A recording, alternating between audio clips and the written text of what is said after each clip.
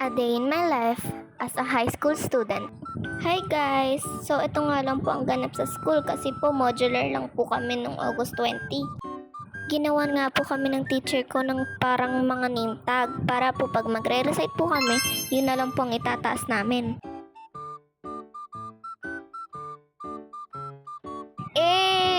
Picture po muna kami dyan. Dito nga po ay August 21 na po.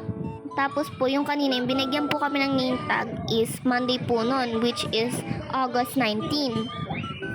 And birthday nga po ni ma'am nung August 20. So naregaluhan po siya ng mga klase ko ng cake nung Wednesday kasi po wala pong pasok nung Tuesday.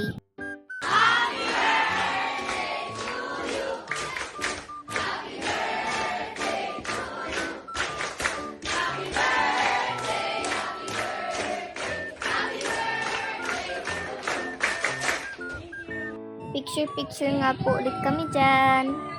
The next day nga po ay nagpalaro po si ma'am ng fixing a broken heart. So ganito po yan laruan.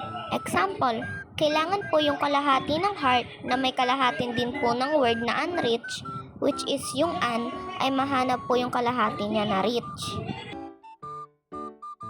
Dito nga po ay nagsimula na po ang laro at yan nga pong babae po dyan ay nahanap na po ang partner niya. Yung bubuo po sa heart niya. Yan pong lalaki po dyan yon. Nahanap na nga po nila ang mga bubuo sa kanilang mga puso. Dito naman po ay nabuo na po nila ang kanilang heart na ang word ay speaker.